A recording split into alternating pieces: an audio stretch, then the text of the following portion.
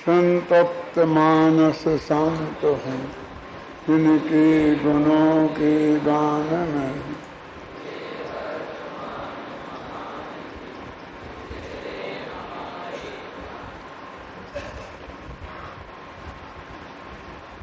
प्रवचन सार गाथा 202-203 की टीका चल रही है।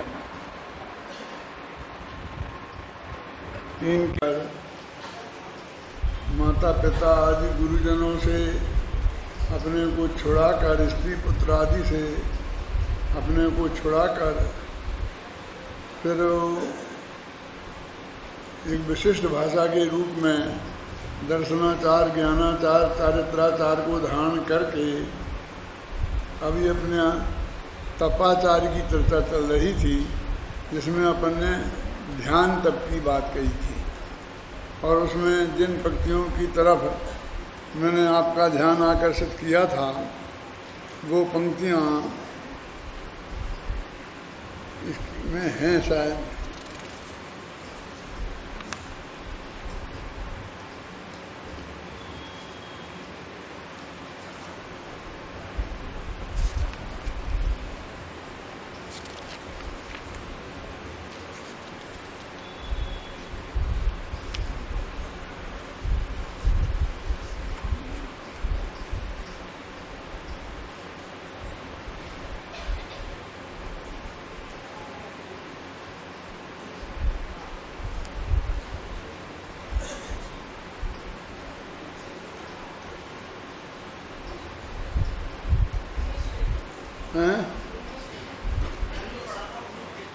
उसी पेज पे है ना, 403। इसमें बोल रहे, हाँ कौन सा पेज बता रहे?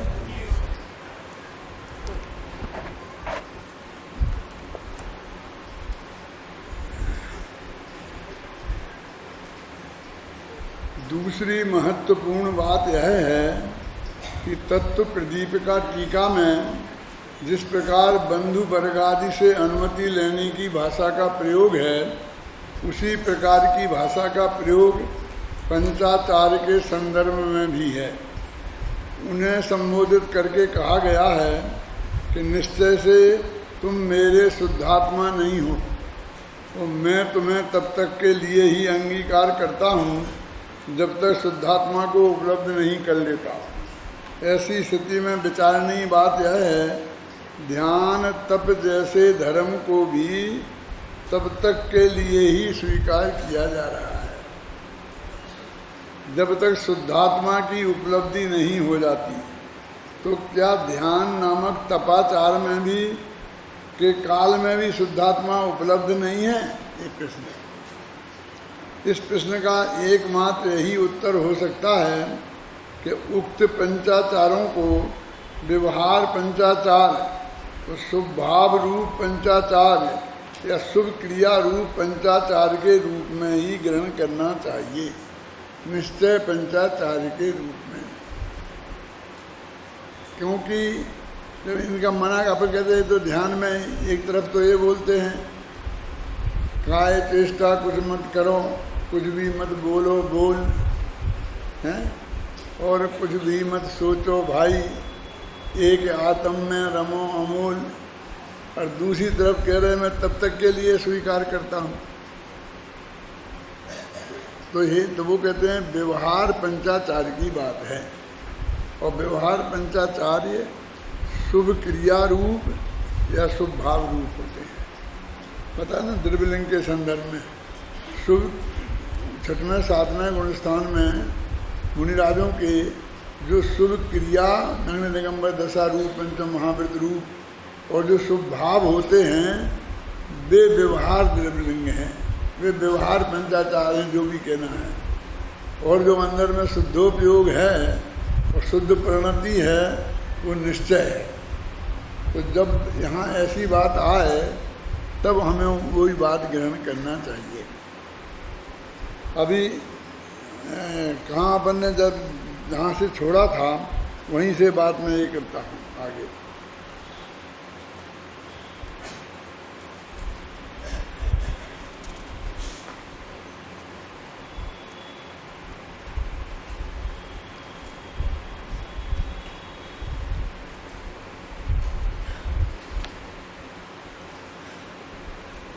सबसे नीचे की 2 पंक्तियां हैं 401 पेज पर अपनी इस किताब में, शास्त्र में। द्रव्यलिंग और भावलिंग के संबंध में हमारी बहुत गलत धारणाएं हैं। द्रव्यलिंग शब्द सुनते ही हमें ऐसा लगने लगता है मुंह में जैसे कड़वाहट आ गई हो। द्रव्यलिंग हमें बिल्कुल हे लगता है। कौन सा चाहिए? 396। अच्छा अच्छा,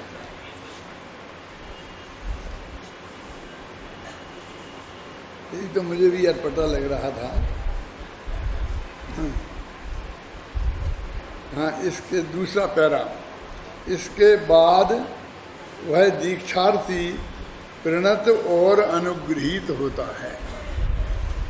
माने नमस्कार करता है और फिर वो नमस्कार के बदले में उसे दीक्षा देते हैं और दीक्षा को ग्रहण करता है, उसका नाम है अनुगृहीत होना। वो प्रार्थना करता है नमस्कार करके ना कि मुझे दीक्षा प्रदान करो, तो वो दीक्षा उन्होंने प्रदान कर दी तो वो कहता है मैं अनुगृहीत हुआ। तो अभी हमको ऐसा लगता है कि भाई वो तो क्या दिया, दीक्षा क्या दी आचार्य देव ने और उसने क्या ग्रहण की। क्योंकि हमारी जो आदत है ना कि कोई ना कोई वस्तु को लेते और देते हैं, उसमें ही लेने देने का व्यवहार जैसी बात समझ में आती है। तो वहाँ तो आचार्य महाराज ने कुछ दिया नहीं है और ना उसने कुछ लिया है, उन्होंने तो उपदेश दिया है और आए कहा है कि तुम ये संकल्प लो, ऐसा करना। सिर्फ भाषा माने उसके देने के नाम पर कुछ दिया नहीं है, उनके पास कुछ है भी नहीं कि जो प्रतीक के रूप में भी कुछ देवें। और यहाँ लेने के नाम पर भी जब वो मुनि हो रहा है तो वो क्या लेके करे।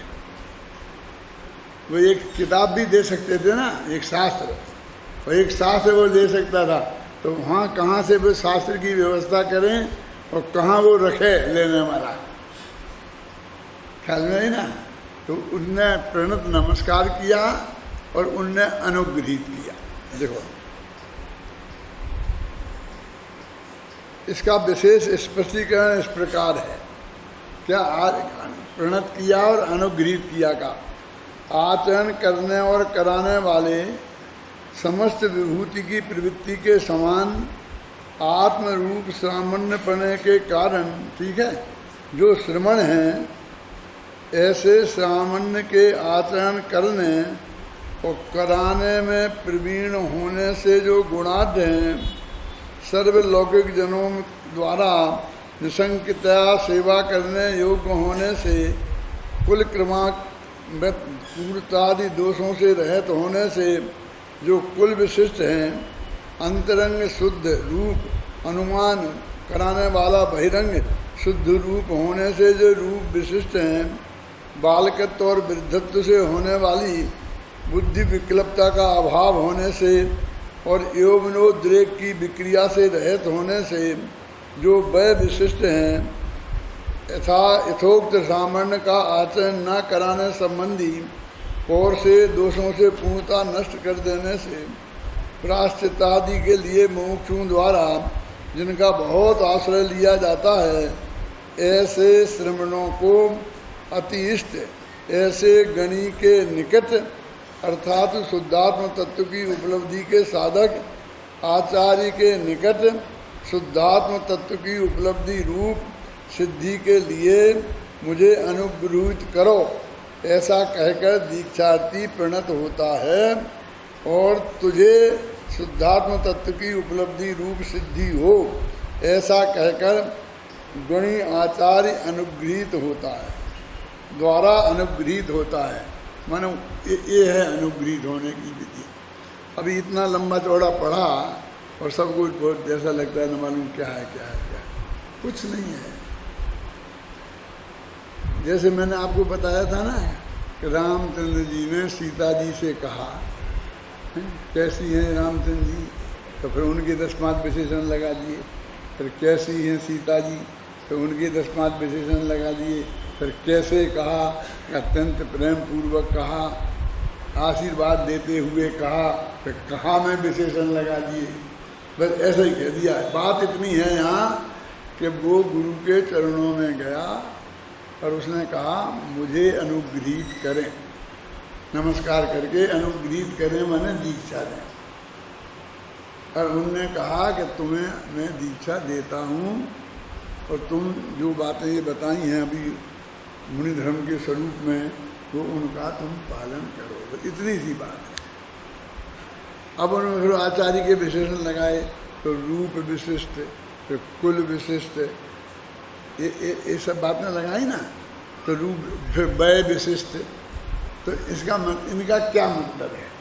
तो ऐसे गणी के पास कि जो गणी प्रायश्चित आदि देता है ना अपने शिष्यों को, तो वो इतनी सुंदर तरीके से देता है कि सारे शिष्य उनसे बहुत संतुष्ट हैं।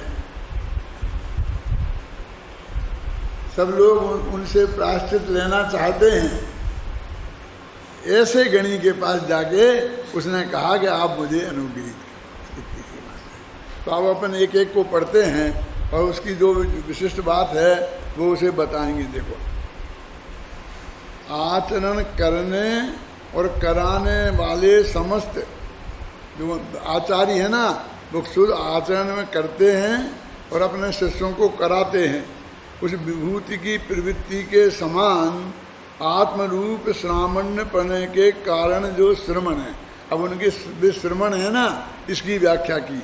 फिर श्रामण्य के आचरण कर जो सर्व कर, ऐसे श्रामण्य के आचरण करने और कराने में प्रवीण होने से जो गुणाढ़ हैं, गुणाढ़ माने वो ही आचरण करते भी हैं और आचरण कराते भी हैं। सर्वलौकिक जनों के द्वारा निसंकतया सेवा करने योग्य होने से और कुल क्रमागत क्रूरतादि दोषों से रहित होने से, चले जा रहे हैं ऊपर से कोई क्रूरतादि दोष, तो उनसे रहित हैं, इसलिए कुल विशिष्ट हैं। अपन लोग में कहते हैं ना भाई वो कुलीन आदमी है, उससे ऐसी हल्की बात नहीं होगी। भले बहुत नाराज है लेकिन ऐसी गंदी भाषा का प्रयोग वो नहीं करेगा।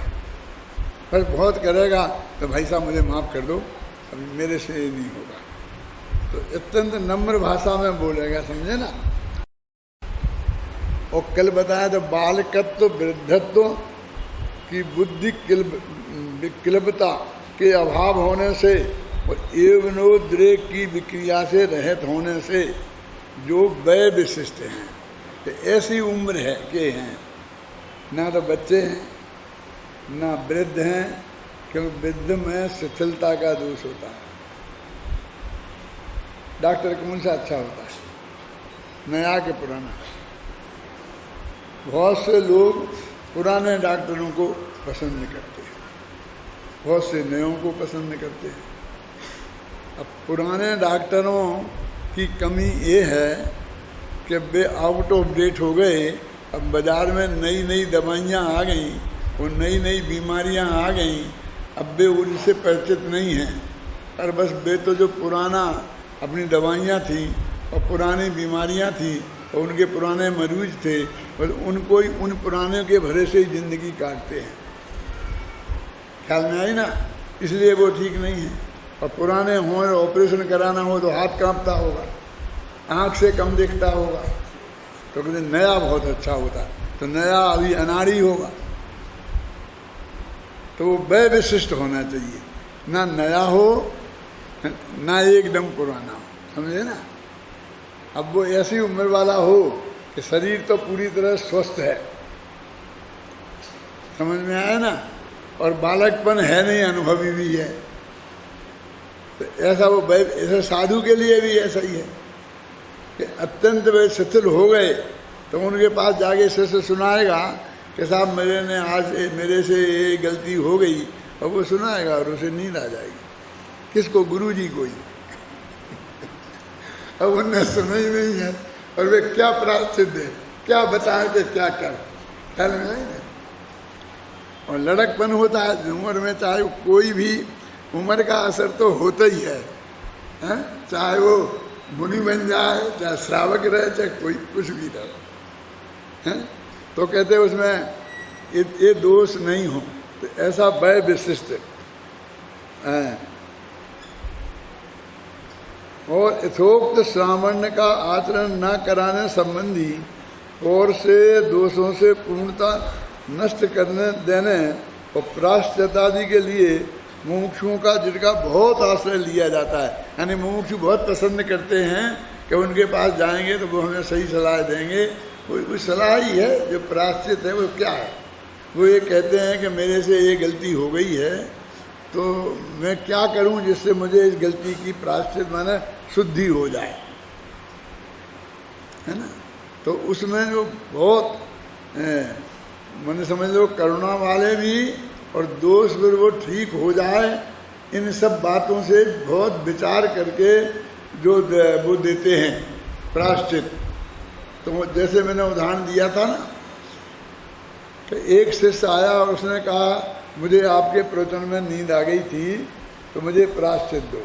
नई उम्र का था तो कहा 3 दिन का उपवास। फिर दूसरा आया उसके पीछे कि साहब मुझे आपके प्रवचन में नींद आ गई थी इसलिए आप मुझे प्रायश्चित दो। तो उन्होंने कहा कि 3 दिन तक आप उपवास नहीं करेंगे। तो एक ही अपराध है, और एक को 3 दिन का उपवास और एक को 3 दिन तक उपवास नहीं करने की सजा। एक क्या कि वो वृद्ध था, कमजोरी के कारण उसे नींद आई थी, ये जवान था तो योग में द्रेक के कारण नींद आई थी, ख्याल में है ना? तो इस दोनों को उनको सुधारना उद्देश्य है, दंड देना उद्देश्य नहीं है। महाराष्ट्र में ऐसे दंड देने को शिक्षा बोलते हैं, आप जानते हैं? जैसे कोई लड़का एक क्लास में लेट आया तो कहा बेंच पर खड़े हो जाओ, तो क्या दे? अच्छी शिक्षा थी, शिक्षा बोलते हैं उसे। और अपने शास्त्रों में आता है कि वो शिक्षा दीक्षा, वो आचार्य वो शिक्षा देने वाले हैं, वो दीक्षा देने वाले हैं। तो प्रायश्चित के रूप में वो दंड देना वो शिक्षा है, और उपाध्याय की शिक्षा वो पढ़ाना है, वो शिक्षा है। समझ में आया ना? उपाध्याय के संदर्भ में बात आई हो तो पढ़ाने का काम जो करते हैं वो शिक्षा है, और आचार्य के संबंध में आई हो तो आओ पीछे खड़े रहो। अभी ऐसा आपको लगता है खड़े होने की सजा दंड दे दिया तो अपन को ऐसा लगता है कि हमें अपराध दंड दिया है। लेकिन कुछ लोगों को बैठते हैं ना तो उन्हें बहुत नींद आती है प्रवचन में बैठे तो उनसे हम कहें कि भाई साहब आप खड़े रह के सुना करिए। तो ये शिक्षा है क्या है? और फिर ऐसे कि आप घूमते रहना ऐसे तो उन्हें नींद नहीं आएगी। अशोकनगर में मेरे एक श्रोता थे, और मेरे दादाजी की उम्र के थे, क्योंकि मैं तो था वहाँ उस वक्त वहाँ पर 20-25 वर्ष का, और वो जो थे कम से कम 80 वर्ष के थे ना। उनका नाम श्यामलाल जी था। ब्रह्मचारी हो गए थे, बुढ़ापे में ब्रह्मचर्य व्रत ले लिया था, और बहुत अच्छे स्वाध्यायी और तात्विक रुचि वाले जीव थे। तो मेरे प्रवचन सुनना रोजाना आते थे, और वो बस ऐसे ही घूमते रहते थे क्या, और पूरा 1 घंटे का प्रवचन घूमते ही घूमते सुनते थे। तो ऐसा नहीं समझना कि उन्हें घूमना था इसलिए घूमते थे, क्योंकि वो प्रवचन में नींद ना आ जाए और मैं बीच में ही ऐसा ना हो जाऊं, इसलिए वो घूमते थे। तो देखो वही शिक्षा सजा है, उसी को सजा भी कह लो और उसी को अपने को। आप अपने काम में सावधानी से रह सकें, ऐसी जो गुरु हमें वो बताता है रास्ता, उसको कहते हैं कि उनके द्वारा उसमें बहुत लोकप्रिय है। कुछ होते हैं ना अध्यापक लोकप्रिय होते हैं, और कुछ ऐसे होते हैं कि जब ये अध्यापक आ जाए तो वो बच्चे ऐसी प्रार्थना करते हैं कि वो कहते हैं हमारे मास्टर अल्लाह करे बीमार हो जावे, हमारे लिए शुक्रवार भी रविवार हो जावे, हमारे लिए मंडे भी संडे हो जावे। क्यों ऐसे बच्चे प्रार्थना करते हैं? और कुछ ऐसे अध्यापक होते हैं कि जिनका इंतजार करते हैं बच्चे, संडे को भी वे क्लास लें तो वे खुश, सब बच्चे आ जाएंगे। ये आपने देखा होगा कि बराबर लोक में होते हैं और पढ़ाते तो दोनों एक ही सब्जेक्ट हैं और उसी विषय की उन्हें तैयारी करनी है, लेकिन एक का पढ़ाने में इतने प्रेम से, इतने वात्सल्य भाव से, इतनी अच्छे तरीके से पढ़ाते हैं कि लोग उनके आते ही खुश हो जाते हैं।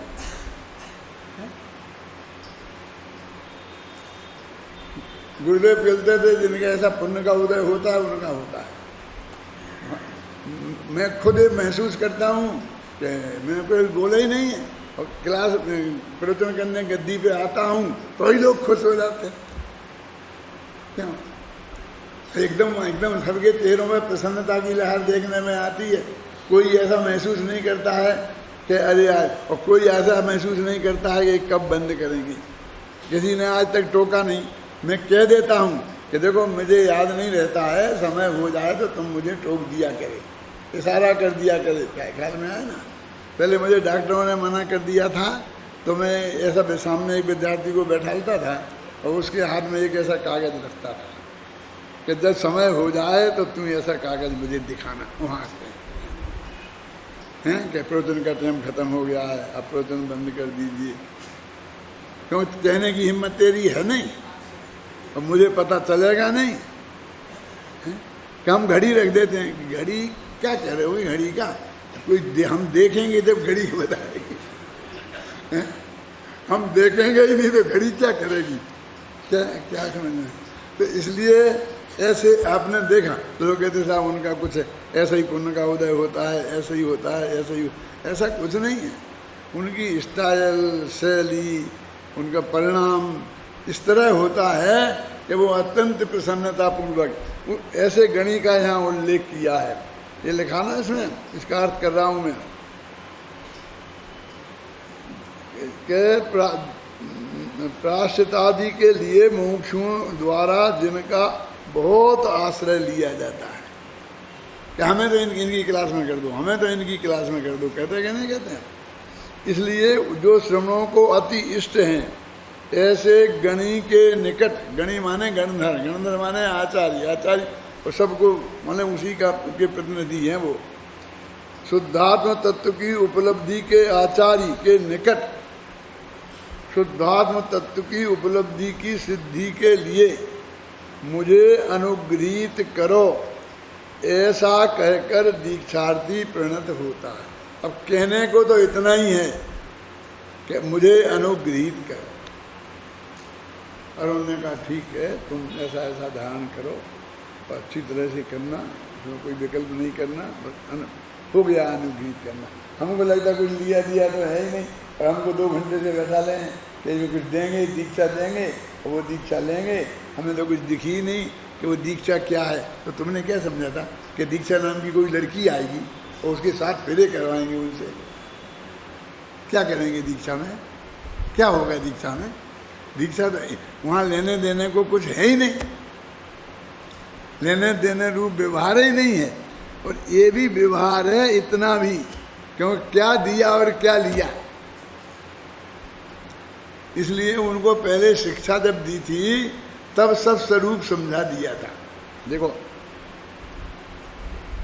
ऐसा तुझे अब वो कह रहा आचार्य कह रहे तुझे शुद्धात्म तत्व की उपलब्धि की रूप सिद्धि हो, बस ऐसा कहकर गणी आचार्य द्वारा अनुग्रहित होता है वो शिष्य। बस हो गई आपकी कृपा। आचार्य जैसे तात्पर्य वृत्ति टीका में आचार्य अमृतचंद के समान ही पृथक पृथक संबोधित तो नहीं करते, तथापि सभी को संबोधित करने की चर्चा सामूहिक रूप से अवश्य कर देते हैं। क्या कह रहे हैं कुछ समझ में आया?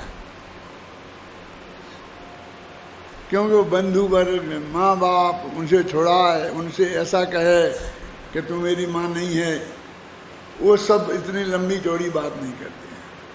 पर एक सामूहिक रूप से सबसे कह दिया मैं सबसे माफ़ी मांगता हूँ। अब मेरा भाव दीक्षा लेने का हो गया है ना। अब कोई किसी का नहीं है, ये मैंने भी अच्छी तरह समझ लिया है और आप लोग भी अच्छी तरह से इस बात को समझ लो। मेरा भी राग टूट गया है आप लोगों से, और आप लोग भी अभी विकल्प मत करो। ख्याल में आई ना? ऐसा सामूहिक रूप से कह देते हैं तो बात एक ही है। अमृत चंद्राचार्य ने वो कहने के लिए जो बात कही, वो इस बात के लिए कही कि एक तो हम ये नहीं समझ लें कि उनकी आज्ञा हमें बहुत जरूरी है। यदि वो हाँ नहीं कहें तो भी वो ऐसा कह के कि अभी मैं जाता हूँ, बस मैंने जो मुझे कहना था मैंने कह दिया। ऐसा नहीं कि लंबा चौड़ा सा भाषण देने लग जाए, समझाने लग जाए। बहुत से लोग लिखते हैं ना ये मुनियों का चरित्र, तो फिर बहुत लंबा लंबा ये करके संसार सारा बहुत लंबा लंबा भाषण देने लगते हैं। ज़्यादा की बात ही नहीं है। मैंने कहा वो सूचना देना है,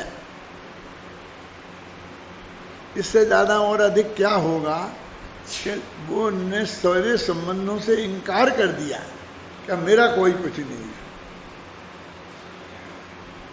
कि हमने आपकी इतनी सेवा की, ये की, ठीक है, बस अब मेरे क्या करूं, मेरा राग टूट गया।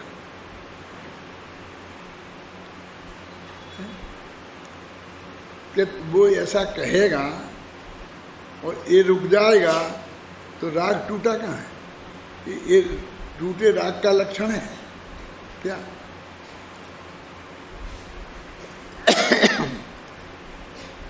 दीक्षित नहीं हो सकेगा।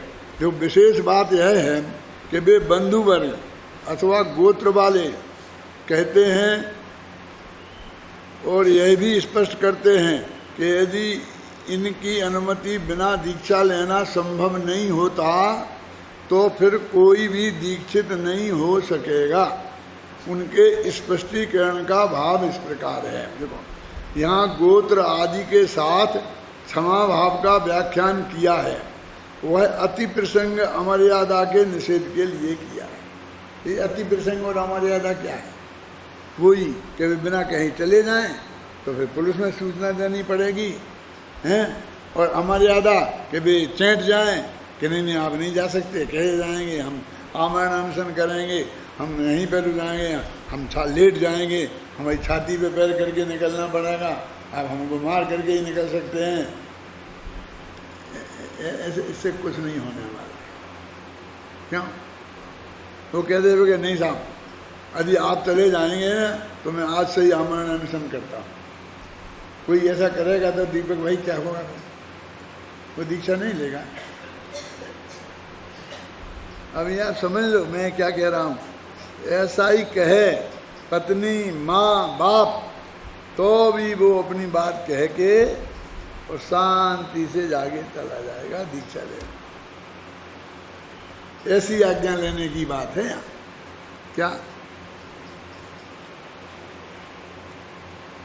ऐसा नियम नहीं है कि उनके क्षमा भाव के बिना दीक्षा ही संभव ना हो, क्योंकि प्राचीन काल में भरत, सगर, राम, पांडवादि अधिकतर राजाओं ने दीक्षा ग्रहण की थी।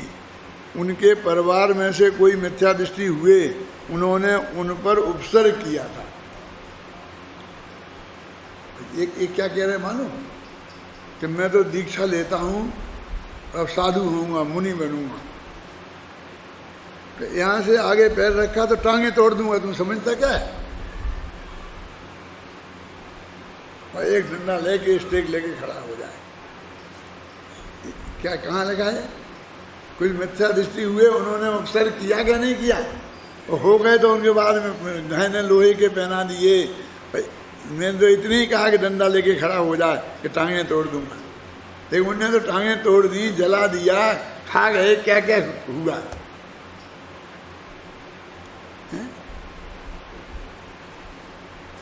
तो भी वो रुकेगा नहीं। माने कहने का अर्थ सिर्फ ये सूचना है, कुछ नहीं। अब ये उक्त मंथन का सार यह है। देखो अब यहाँ से ये 1.5 पेज मैंने लिखा है। अब मैं वो सब स्पष्ट है, ज़्यादा बोलने की ज़रूरत नहीं है। मैं बस एक दफ़े पढ़कर आगे बढ़ जाऊँगा। देखो पढ़ना जरूर चाहता हूँ। उक्त संपूर्ण मंथन का सार यह है कि जिसे मुनि धर्म की दीक्षा लेनी है वह सबसे पहले कुटुंबी जनों को इसकी जानकारी देवे, माता पिता और स्त्री पुत्रादि से अपने को छुड़ावे। मूल गाथा में आपृच्छ और विमोचित शब्दों का प्रयोग है। उसमें भी ऐसा भेद किया गया है कि बंधु वर्ग से पूछकर और माता पिता और स्त्री पुत्रादि से छुड़ाकर आज्ञा लेने की तो बात ही नहीं है। हाँ, यह बात अवश्य है कि पूछने में से आज्ञा लेने की ध्वनि निकाली जा सकती है। तो पूछने की बात कही ना, पर उसमें भी एक बात यह है कि पूछने की बात माता पिता और पत्नी पुत्र से नहीं है, परिवार वालों से है।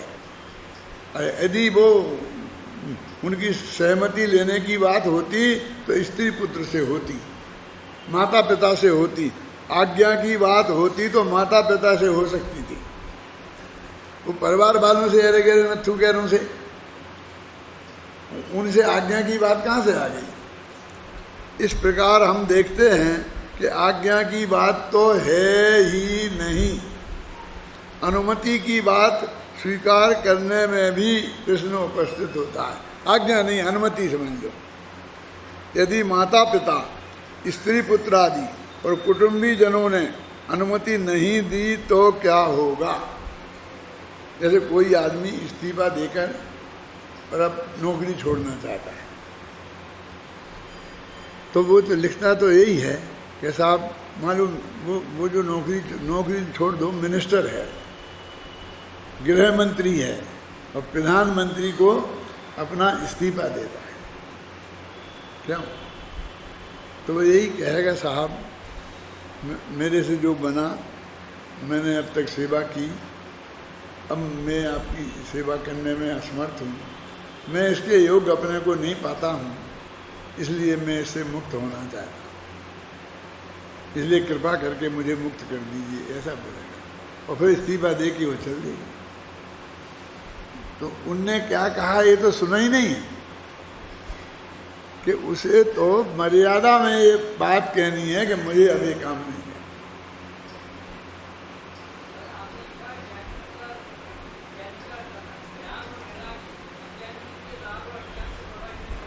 हाँ?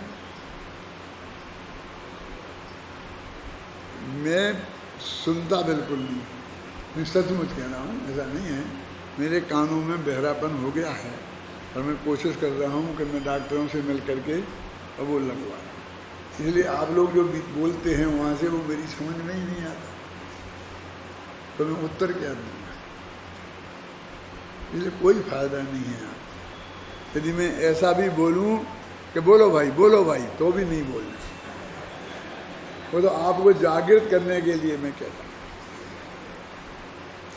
समझिए। मैं जो कहता हूँ वो सुनो बस, है ना।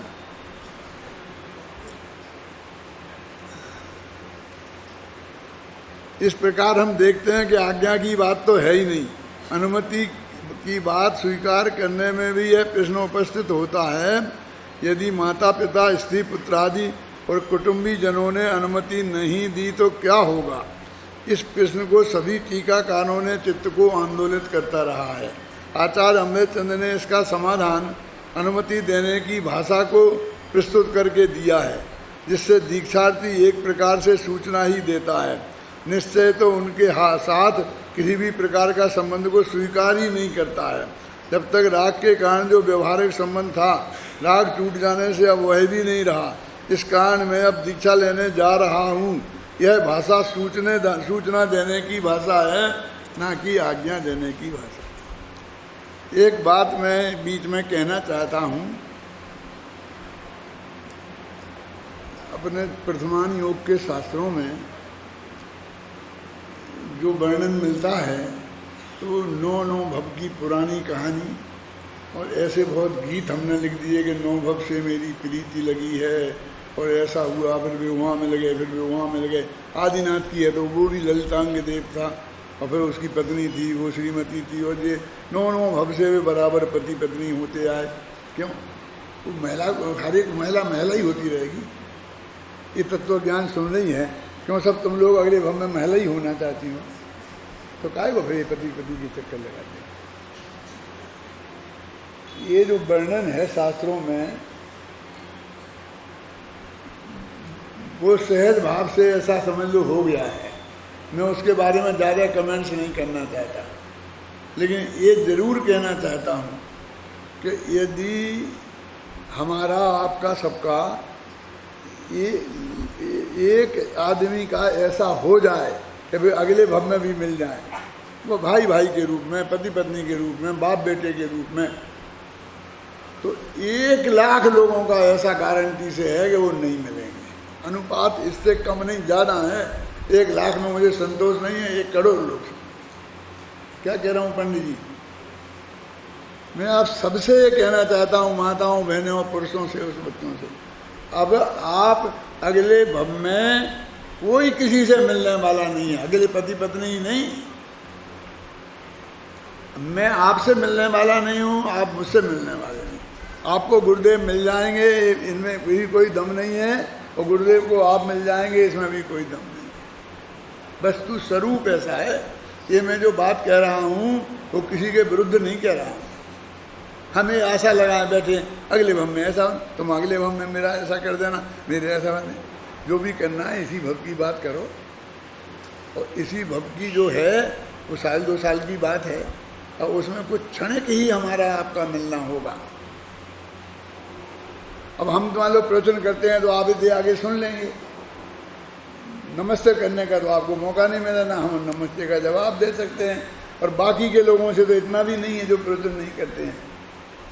क्यों? तो इसलिए आगे हमारे हम मिलेंगे और उसका बदला देना पड़ेगा। वो तो प्रथमान योग में तुम किसी से खराब व्यवहार नहीं करो, इसके लिए वो बातें बताएंगे। तो आप कह रहे वो उसके लिए बताएं, तो आप भी उसी के लिए बताओ ना, क्योंकि मुझे उल्टा खतरा लगता है कि तुमने वो तो शिक्षा ली नहीं जो प्रथमान योग देना चाहता है, और बस ये लगा करके कि मैं बेटा तुझे अगले भव में भी नहीं छोड़ूंगा। भाई कैसा मानते? तो तू अगले भव में उसे मिलेगा ही नहीं। तेरे लक्षण दिख रहे नरक में जाने के, उसके लक्षण दिख रहे स्वर्ग में जाने के, वो मोक्ष में जाने वाले। क्या कि नहीं? दोनों के एक से परिणाम होंगे, वे तो जाएंगे। तुम जानते हो, महिलाओं से पूछता हूँ कि एक देव होता है ना, और यदि वो देव 10वें स्वर्ग का हुआ तो उसकी जो वो पत्नियां होती हैं वो सब पहले दूसरे में ही पैदा होती हैं, 10वें में नहीं पैदा होती हैं। सुनना ध्यान से क्या कहना चाहता हूँ। तो आप साथ में वहाँ पैदा हो जाएं, तो उनकी आयु सागरों होती है और इनकी होती है पल्लियों में। शोधन में इंद्र की जो सचिव होती हैं कितनी 40 नील समझते हो? 1000, 10,000, लाख, 10 लाख, करोड़, 10 करोड़, अरब, 10 अरब, खरब, 10 खरब नील। अब समझ आई नील माने क्या? इतनी सचियाँ हो जाती हैं, और वे एक होतारी होती हैं, सब लोग चली जाती हैं। सोदर में बैठा रहता है, भगवान की अभिषेक ही करता रहता है।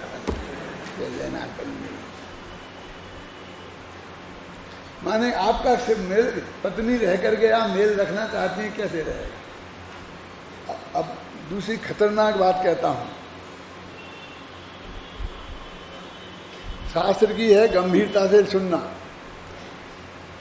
ये अपने तत्वा सूत्र में लिखा है ऐसा कि मनुष्यों के समान प्रविचार होता है ऐसान स्वर्ग तक, दूसरे स्वर्ग तक मनुष्यों जैसा होता है। वो शेषा स्पर्श रस। अभी तुम 16वें स्वर्ग के इंद्र की पत्नी होगी, तो वहाँ तो इतना कम वो है विकल्प, कितना कि बस तुम्हारा शब्द सुनेगा दूर से, और उसकी इच्छा शांत हो जाएगी। और तुम्हारी इच्छा मनुष्यों जैसी, पहले स्वर्ग जैसी होगी कि कितनी तकलीफ पाओगी। स्वर्गों के दुख लिखना है मुझे, स्वर्गों के सुख नहीं लिखना है। बताना स्वर्गों में कितने सुख हैं वो तुमने बहुत पढ़ लिए।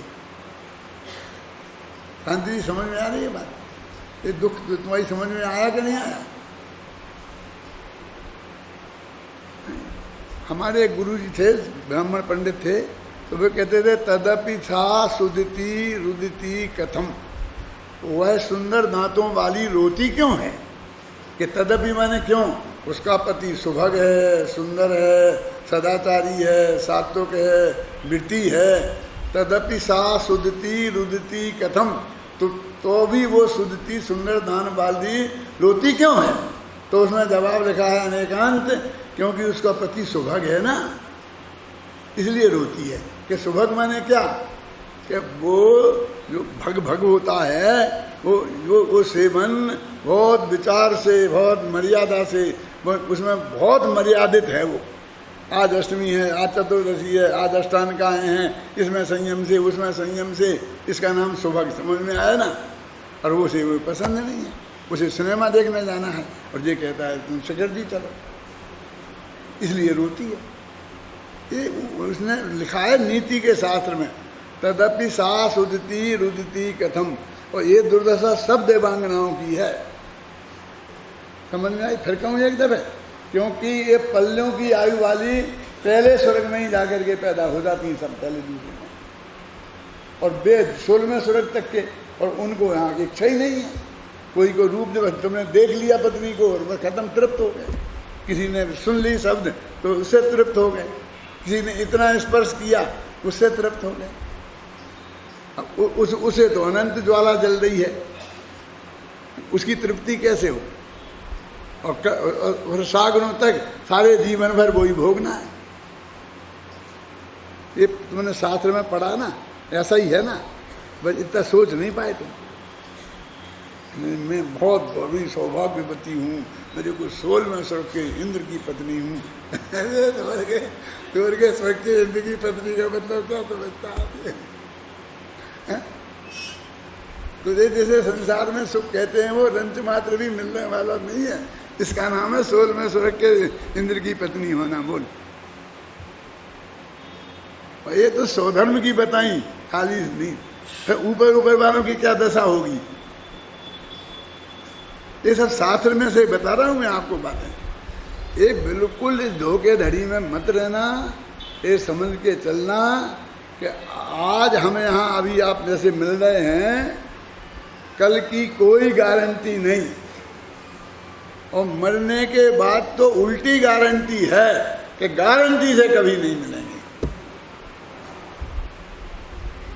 1-2 लाख में एक मिल गए तो क्या मिलना हुआ? बोलिए, उसका क्या करें बाबू चाचा? बोलो, इतना ही दिन का साथ है।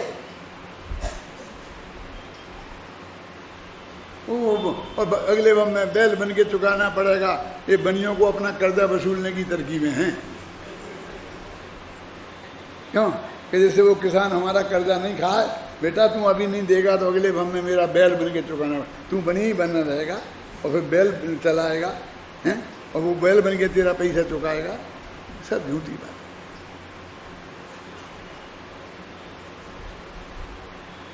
ये महासत्य है। मुझे एक कर्मनिमित्त पर्याय जैसी किताब इस महासत्य पर लिखनी है। किससे लड़ रहे हो? किससे द्वेष बांध रहे हो? किससे राग कर रहे हो? कोई राग करने लायक नहीं है, कोई द्वेष बांधने लायक नहीं है। बस एक सहज सज्जनता के नाते आप सही रहो, बस ठीक है इतना। क्यों? अभय जी ख्याल में आई ना? क्या फर्क है बताइए? मेरी और आपकी मान्यता में क्या फर्क है? रंच मात्र नहीं है मेरी मानता। काय का मेरा और आपका टकराव है? किसी बात का नहीं। कि साहब मैं भी अच्छा प्रवचन करता हूँ और आप भी करते हो, तो आप आ जाओगे तो मेरा नहीं होगा। अरे क्या बात करते हो?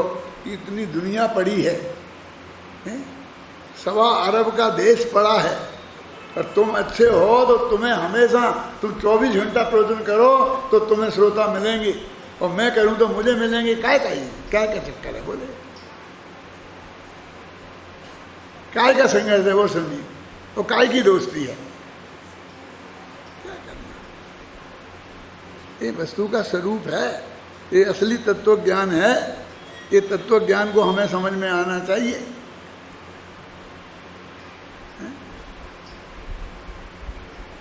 अब आज से ऐसा सोचना।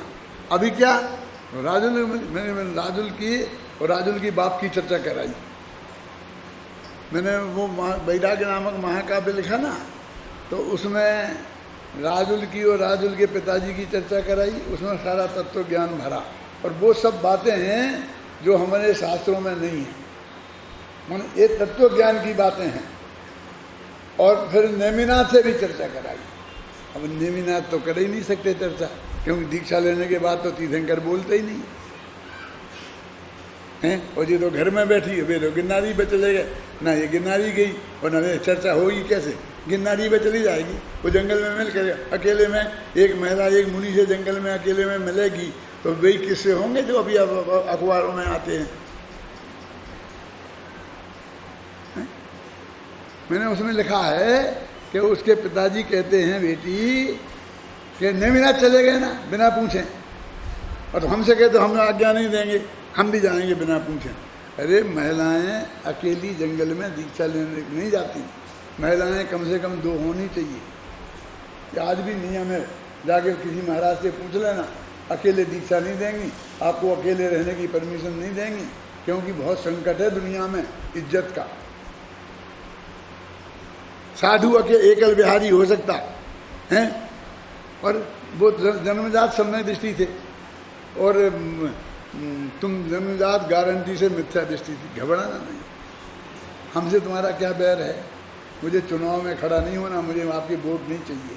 लेकिन परम सत्य ये है कि जन्म कोई सम्यक दृष्टि मरकर महिला नहीं होता पैदा, है ना। क्या है ना, वो सन नारी जागल बेत्रय में पशु में नहीं उपजत सम्यक धारी। तो अब नारी पर्याय में पैदा भई तो जन्म से गारंटी से सम्यक दृष्टि नहीं थी। शास्त्र कह रहे, मैं नहीं कह रहा हूँ। और 8 वर्ष की उम्र के पहले हो नहीं सकती।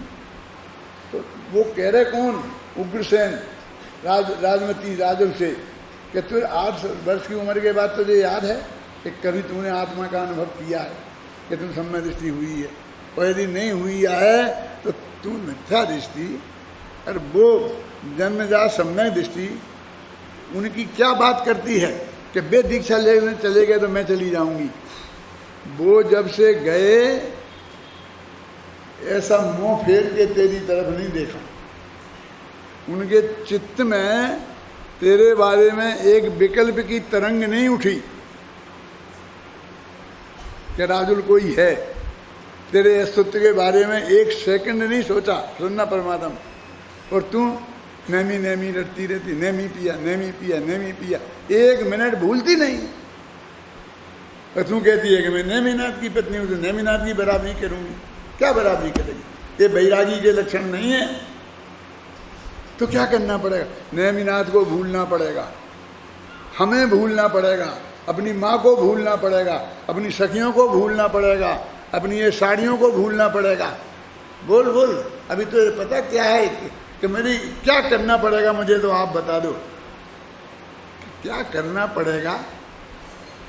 ये जो तेरे लक्षण दिख रहे हैं ये तो वैराग्य के कोई लक्षण है नहीं। आपकी हिम्मत है कि राजू से ऐसा कह लो आओ, लेकिन मैं थोड़ी कह रहा हूँ, गुरसेन कह रहा, मैं क्या करूँ? क्या उसके सगे पिताजी कह रहे हैं? वस्तु स्थिति ये है कि नहीं, बोलो आप।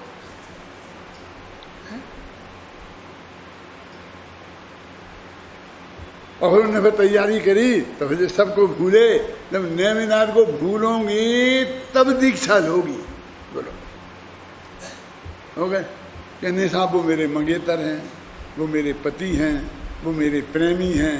तो मैंने छंद के छंद लिखे, ना वे तेरे मंगेतर हैं, ना वे तेरे प्रेमी हैं, ना वे तेरे पति हैं, क्योंकि वे तो नग्न दिगंबर मुनिराज हैं।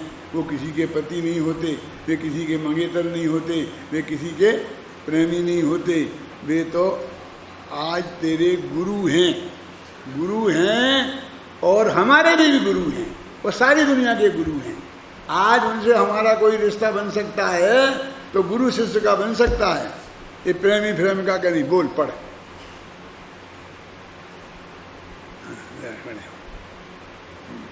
सुनो ध्यान से।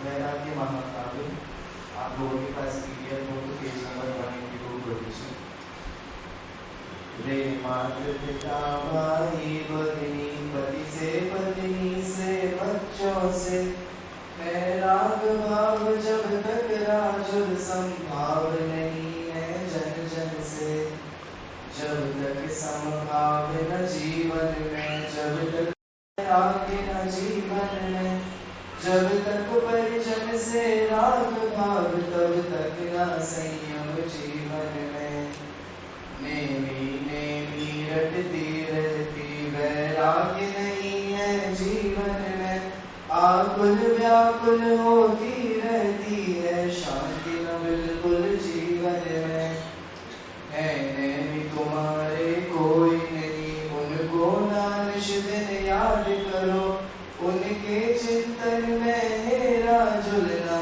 जीवन यो बर्बाद करो वे नहीं तुम्हारे प्रेमी हैं तुम नहीं प्रेमिका हो उनकी वे नहीं मंगेतर हैं तेरे तुम नहीं मंगेतर हो उनकी वे नहीं तुम्हारे पति देव ना हुए कभी ना होंगे अब तोड़ो विकल्प पति पत्नी का सुख शांति मिलेगी तुमको तब पूर्व भव की बातें छोड़ो उनमें अब कोई सार नहीं वे गए गए इस जीवन में उनका कोई आधार नहीं इस भव में सब कुछ छोड़ गई अब आगे भव होंगे ही नहीं हमको अभाव भव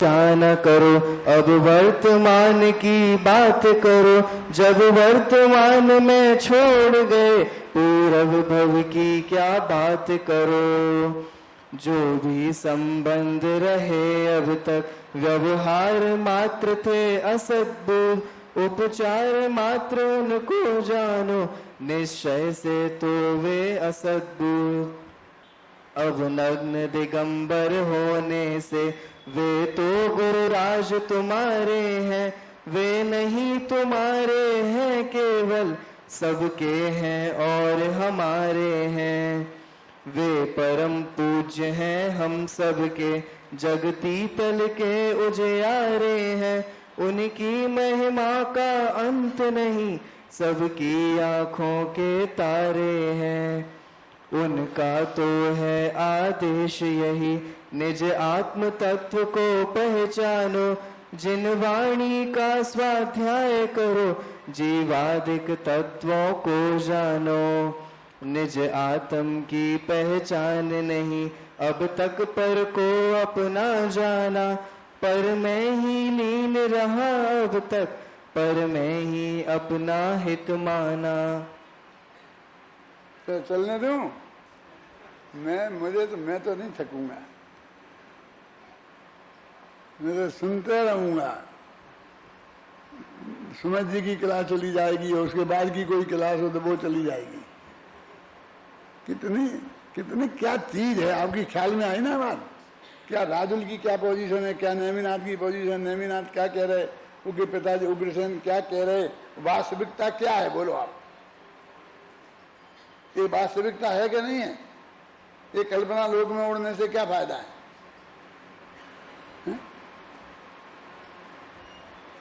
नो भव होंगे। अब वर्तमान में आंखों के सामने छोड़ के चले गए और पलट के देखा नहीं। अब तो नो भव लगा फिरती है और मेरे और आगे नो भव मेरा संबंध रहे। अरे बेटे मोक्ष चले जाएंगे तो मोक्ष में हाँ मैं मोक्ष में भी साथ में जाऊंगी इन्हीं लक्षणों से जाएगी। क्यों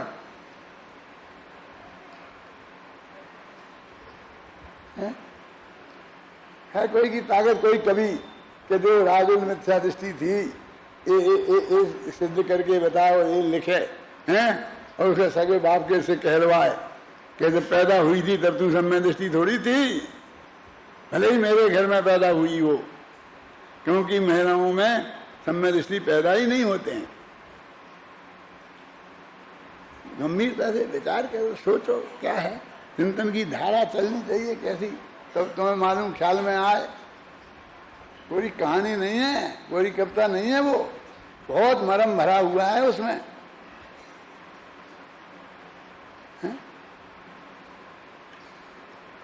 बस हो गया समय, मैं बस मैं आगे नहीं प्रवचन नहीं कर सकता, बस खत्म। अभी कल देखेंगे, समय हो ही गया है।